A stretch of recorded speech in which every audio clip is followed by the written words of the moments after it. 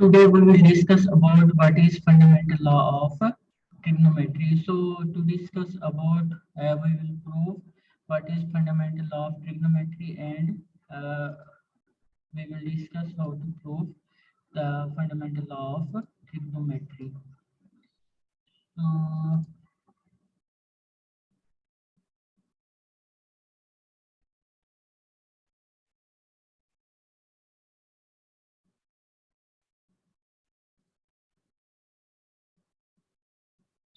we know that about, if I write cos alpha minus beta,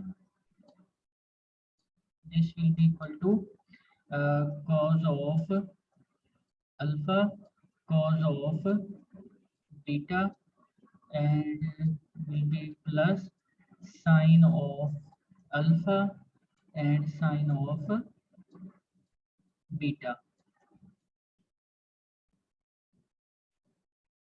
If we name this is called fundamental law of trigonometry. So we will see the proof of fundamental law of trigonometry. How to prove this fundamental law of trigonometry? So we will discuss here.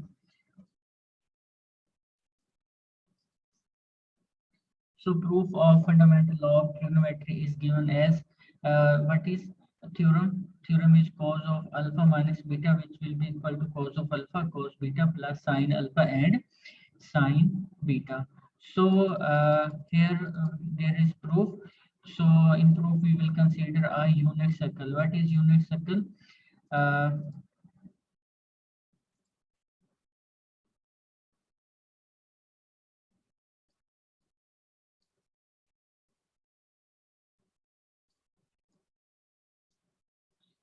Unit circle.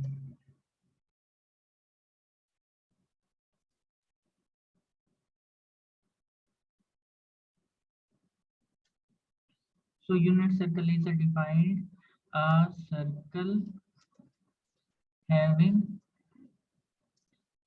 one as radius. So we will consider here a circle which is unit circle. So unit circle is a circle which has one value of r will be equal to 1, or you can say that radius will be equal to 1. So here in this figure you can say that this is origin, and this is x axis, and this is y axis, x dash and y dash. So this, because this is unit circle, so this point will be, x will be equal to 1 and y will be equal to 0. So our this point d will be equal to 1 and 0. Similarly, if we take angle OAD as alpha, this is angle alpha. Similarly, if we take angle OBD will be equal to angle beta. Similarly, if we want to calculate this angle, so this angle will be equal to alpha minus beta. So this is angle OCD. Okay. As you can say that from this ray and from this ray, you can calculate that this angle and this angle, both angle are same. So we will discuss about the proof of this theorem. So we know that about uh, coordinate of these angle will be,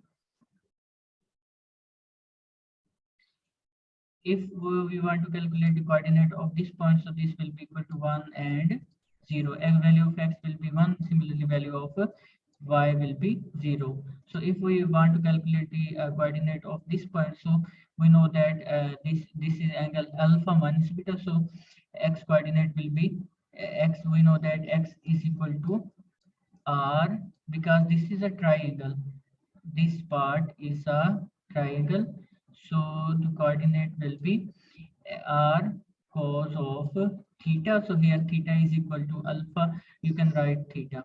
So here r is equal to 1 because this is unit circle and theta is equal to alpha minus beta. So this will be cos, x will be equal to cos alpha minus beta. Similarly, we know that y is equal to r sine of theta.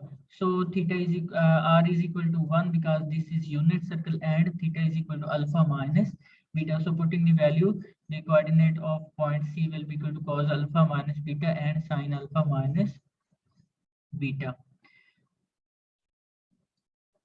Similarly, if we take this angle is beta, so this will be, if we make there a triangle, so the coordinate of point B will be equal to cos of B and sine of B. Similarly, here we will apply formula x is equal to r of cos theta. Similarly, because this was angle alpha, so coordinate of A with respect here coordinate of A will be equal to cos of alpha and sine of alpha. You can also take coordinate as if we take this angle, only this angle. So coordinate can be cos alpha minus beta and sine alpha minus beta. So if we take this complete angle, so coordinate will be cos alpha and sine of beta. So further, if we solve this, then as we know that because this triangle and this triangle are congruent, so you can say that now triangle AOB, this is AO and B, and triangle COD are congruent. As they are congruent, so their corresponding sides will be equal. So side AB length and side CD length will be equal. So you can take square on both sides. And if we apply the formula, distance formula, so this will be equal to cos alpha minus, you have seen what is this distance formula in 10.1 exercise in our previous lecture. So we can also write here x2 minus x1 whole square plus y, you can write as y2 minus y1 whole square. This is called distance formula, and because there was a square on AB, so this will be equal to square and square root will be cancelled. So cos alpha minus cos beta here, if we see AB, so coordinate of A are cos alpha and cosine of beta. Similarly, coordinate of B are cos alpha and sine beta. So this will be equal to x1 y1, and if we write coordinate of B will be equal to sine cos of alpha, and you can write as sine of beta.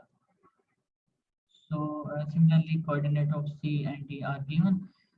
So you can apply the formula on both sides. After applying formula, this will be equal to cos of alpha minus cos of beta whole square plus sine of alpha minus sine of beta whole square. As this is x2 minus x1 square, this is x. You can also write x1 minus x2 square, and this will be equal to sine alpha minus cos